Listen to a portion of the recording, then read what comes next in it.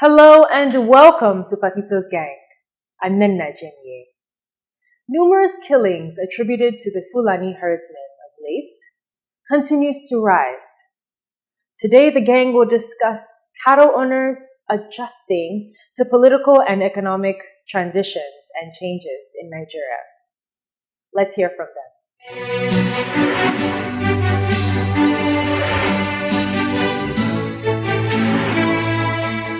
Now, Nigeria, from time to time, gets embroiled in what should not be huge problems, but become enormously destabilizing problems. For months, years now, even, we have been consumed by this conversation about herdsmen, terror, violence in many parts of our country. What really is at the heart of this? Understanding a problem is to be able to solve it. And it seems to me that the absence of rigor, the way we go around or go about dealing with issues, is coming back home to haunt us so very badly. First of all, in my view, there are many issues embedded in this whole herdsmen crisis. For me, there's an issue of a challenge that's flowing from the Arab Spring and all the if you will, things going on in the Arab world in terms of availability of arms coming down. But there's also the dynamic of transition, which we've not tried very hard to understand, within the so-called herdsmen community and the breeding of cattle. Traditionally, most herdsmen were people of some substance. Their wealth was defined by the cattle in their control. What has happened, and people have not paid enough attention to this, is that those people who held pride, and there was some sociology to all of this, in their cattle, are not the ones who are rearing cattle anymore. The cattle is owned by somebody in Abuja or somewhere, and these are just workmen. And these workmen have sociological challenges in terms of their self-worth and all of that as employees rather than as owners. We're not working through that transition. There's a main issue also in the fact that this is not the most productive way to farm cattle.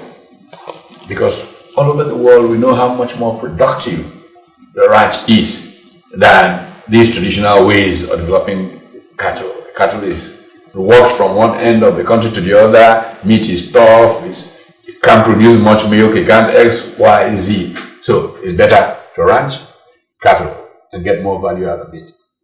So we're dealing with several transitions, economic transitions, in terms of ownership of the means of production around cattle.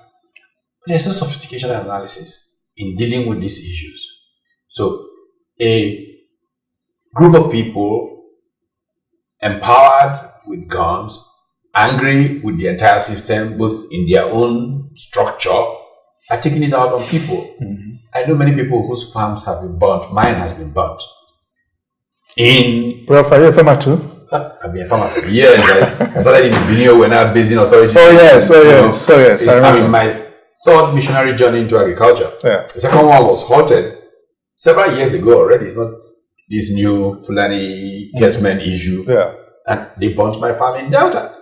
So these issues have been there in the confrontation between, agriculture and the agriculture of livestock. Okay, so the real question that we have to deal with, to be more rigorous in analyzing this than the brickbats of a religion and this and that, which just polarizes society, is how can we better understand and engage on this matter so that society can profit rather than suffer. I would agree with you that the issue, the ownership of the cattle and the management of the cattle, two different things, two different people. A certain senator, who is, I know very well, Senator Dada, told me that when he was campaigning, that this herdsman, Fulani herdsman, he came to him and told him, asked for a favor. He asked them, what favor do you want from him? He said, if he can get them out of the bush, that they are not happy being in the bush. All their lives, socialization, everything, in the bush. They want to live a decent life just like any other human being. And that is why when you mention that, I say, yes, it's at the heart. The ownership and the management of the cattle. There's a disconnect there, you know. And more so, there's a hijack somewhere. The political class, though the fundamentalists, religious fundamentalists, have also been able to infiltrate and hijack this whole Fulani, wahala or process. Because there is no way, I remember growing up and seeing these people and so, but since the Arab Spring happened, things have totally changed. The center can no longer hold. And the earlier they begin to do something. The ideas that are being offered, as Agriculture Minister Utomi, for example, talks about the idea of trying to bring them into ranches. You know, emotive words get used in this country. Colonial. No, my father had a ranch. No government built in a ranch. You know, in the 50s and in the 60s, they had this ranch in somewhere in this thing.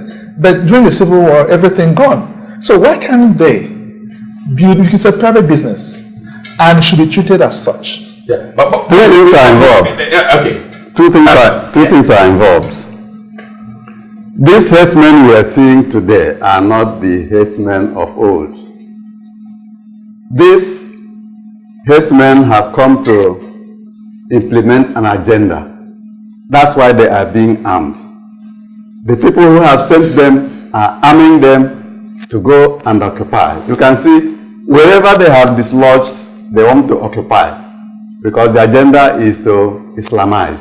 Let's not call let's call a spade, not an instrument for farming. But you find that some of them are not even religious. They're animists. I'm saying that they have come like Boko Haram. This is part of the implementation of the agenda.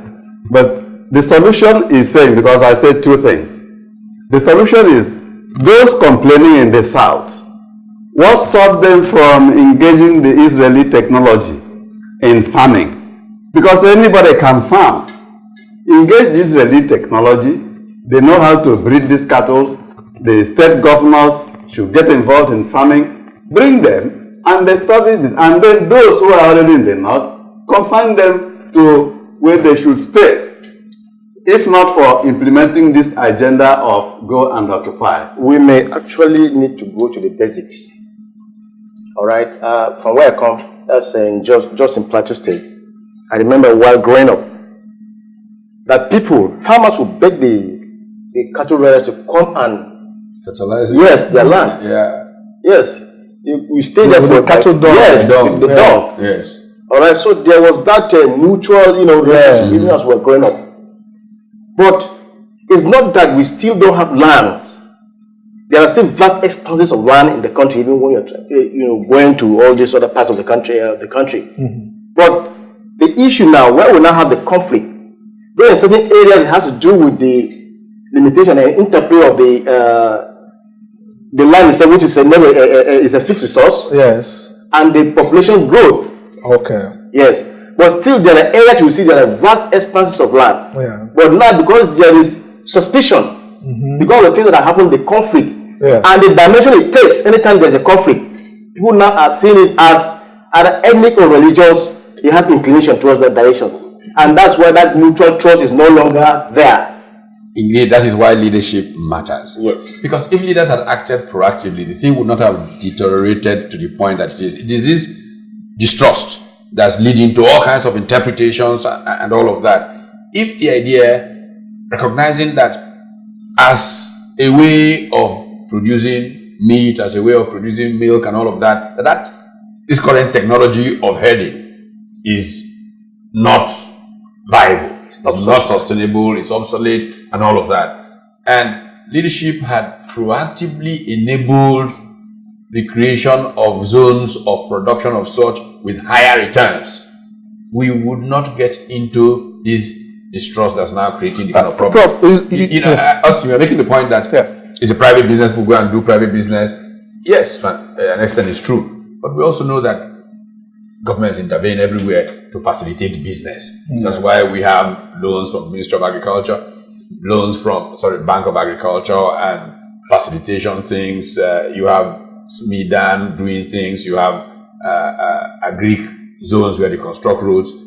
If some of those kinds of places can be enabled, particularly in places that are more convenient, where they are less likely to create any problems, the ranch doesn't have to be built in his village. It can be built anywhere else in the north or anywhere else people are comfortable. And that's when Okpara was administrator, premier of the Eastern region. Yes. Obudu Cattle Ranch was built. Yes, sure. Must it be owned by this Fulani herdsmen? Because we were breeding cows. I am trying to develop a ranch. Yes, I'm talking to a group of people too to build ranches. So that we can actually get into this business of ranching and export this beef. Bring some from Scotland, from Germany, and all that.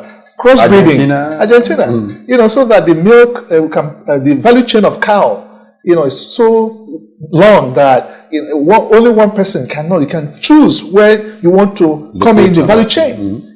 So, but the point which he also mentioned about the agenda and all that. Prof, you had always mentioned about Robert Kaplan, his book, The Coming Anarchy. Yes. And you presented it to somebody 2 years, the just crisis started.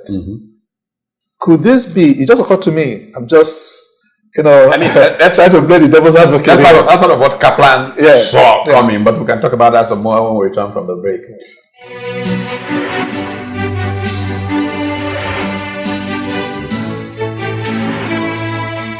The gang mentioned the nomadic system of herdsmen moving around with their cattle. Is it still best practice? What do you think? We'd love to hear your thoughts. When the government is seen that way, it will be reduced. We don't want people that are just striving to get there. Actually, I'm from Benue State. So the topic is so interesting that I must have one or two things to say. Now, the issue of herdsmen, to me, it's like a gang up. Because the way it started and how it is going, nobody seems to put in concrete measures to stop this particular problem that is coming up. Now, why did I say that?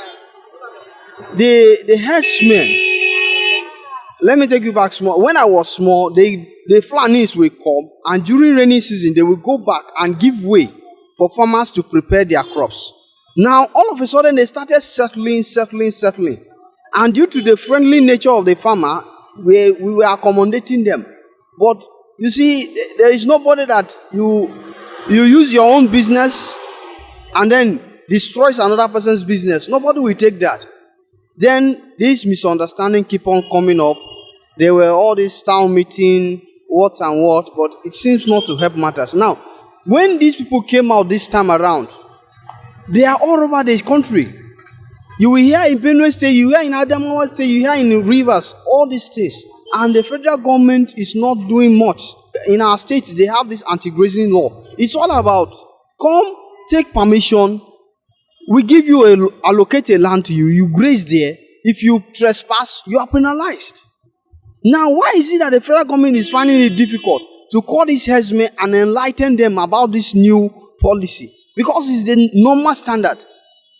Now, if the federal government is keeping quiet, other way is counterproductive because the government itself is preaching agriculture, diversifying economy from oil to agri. And if this keep happening, then it seems the government itself is confused. The best thing is for government to employ more security, deploy them to source area and fish them out. For instance, I'm from Kogi State. A thing happens to me, to once local government in my area, I was not happy. So let government do something about it. Fast, before they take over all over the places.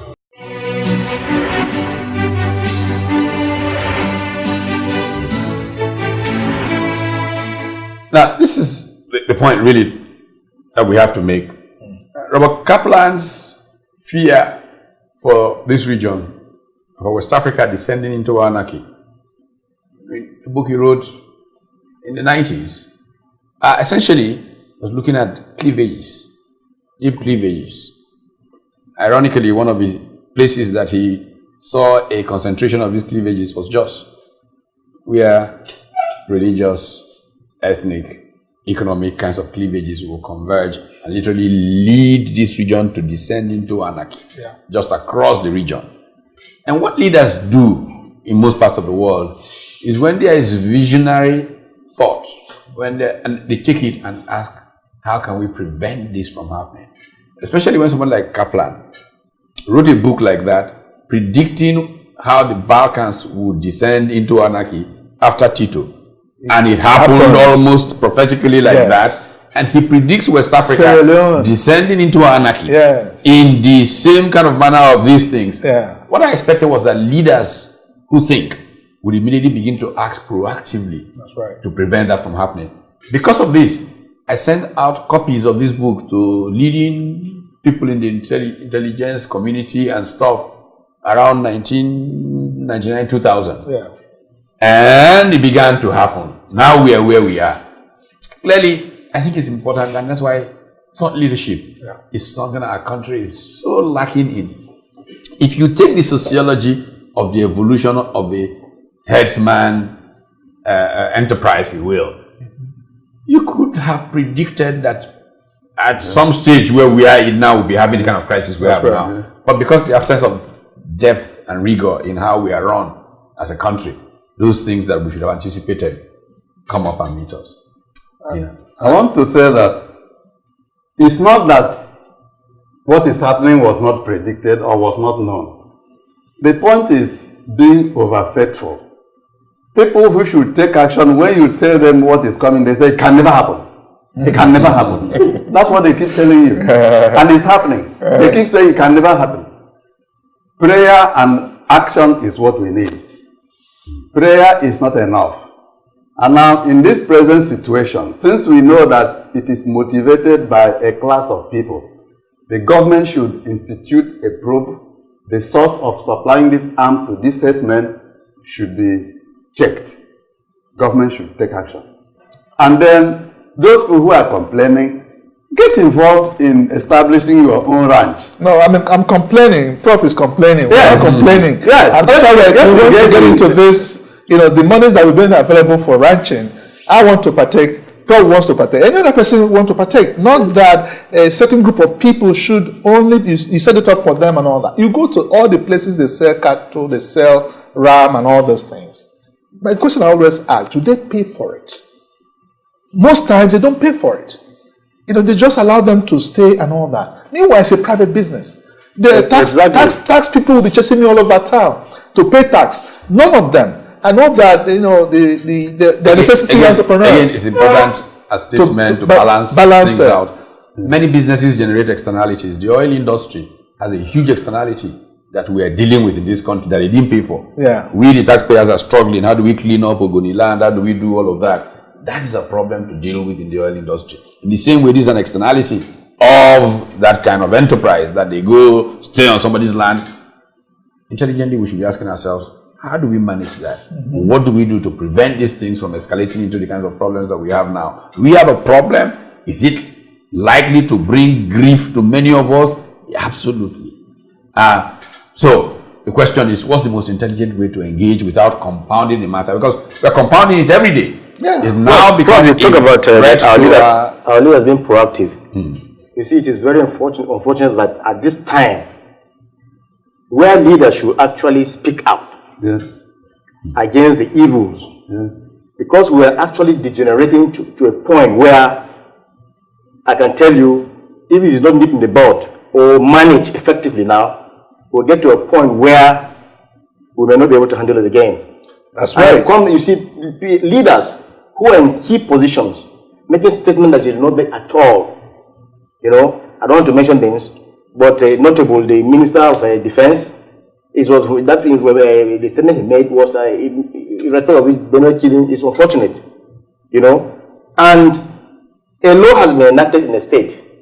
First and foremost, there must be, we're in a democracy, for crying out loud, and a military the implementation. Yes. The Inspector General of Police should know, and he should be told, because he's also appointed by the president. A law has been enacted, and they are supposed to carry it. Yes, make sure that the law, because he said, according to newspaper report, that before the law could be implemented, they should build ranches first. He is not the one to decide that. That is not your job. Is to whatever the state has said. To enforce the law. To enforce, make sure that that law is enforced. Exactly. That's your job. So you see, there are a lot of the chain of. If we go into ranching now, I can tell you there are other areas, economic areas. It has a ripple effect. Yeah. I remember very well that time was very small. This in Hungary, they call it acha. Yeah. Mm-hmm. That's what you see as the waste material. That's what people used to carry old men early in the morning by 3-4 a.m. Yeah. They will take it to that zango. Yes. There's a place they used to put their cows, Yeah. and then they will buy it with money.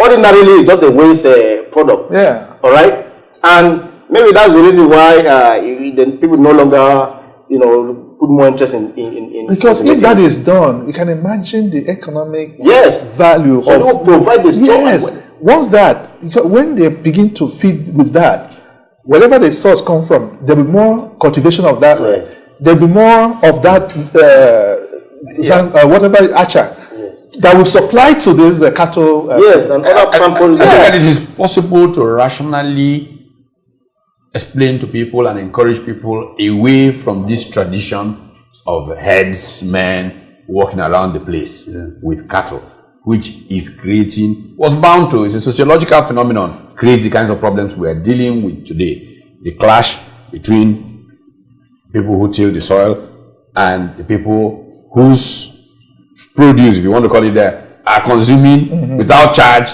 the soil that people have with sweat tilled.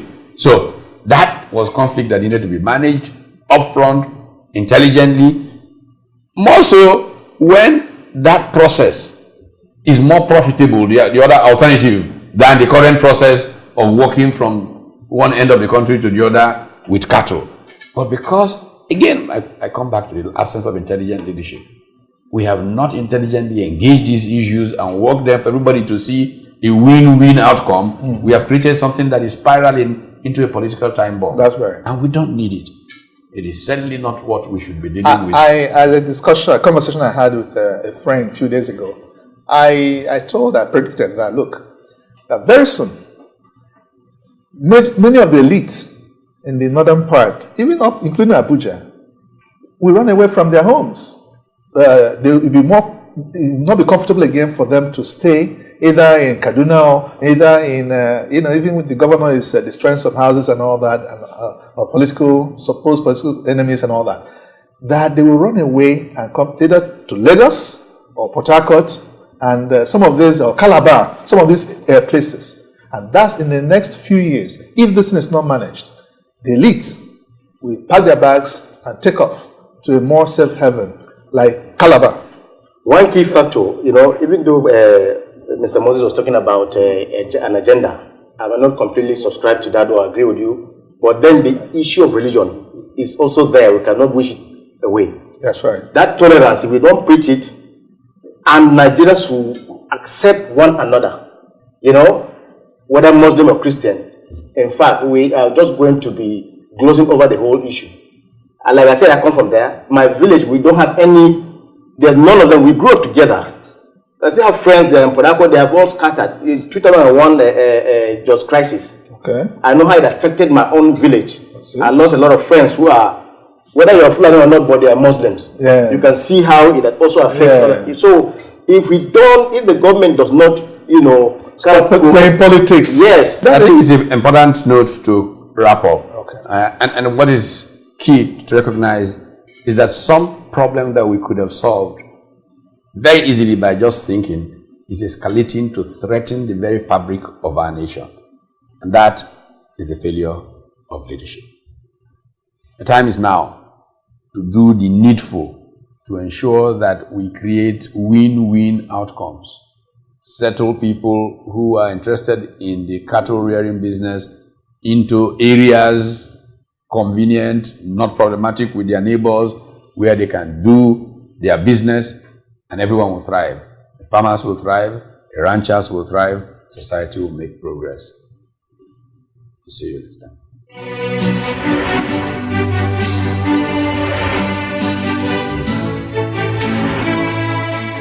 In summary, cattle owners should communicate better with the communities that they pass through because their actions have political and economic impact.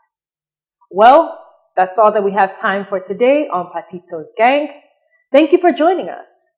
We hope you found today's episode to be informative and enlightening. Join the conversation. Be sure to follow us on all our social media pages displayed right there on your screen. I am Nenna Jemie. And until next time, take care and be well.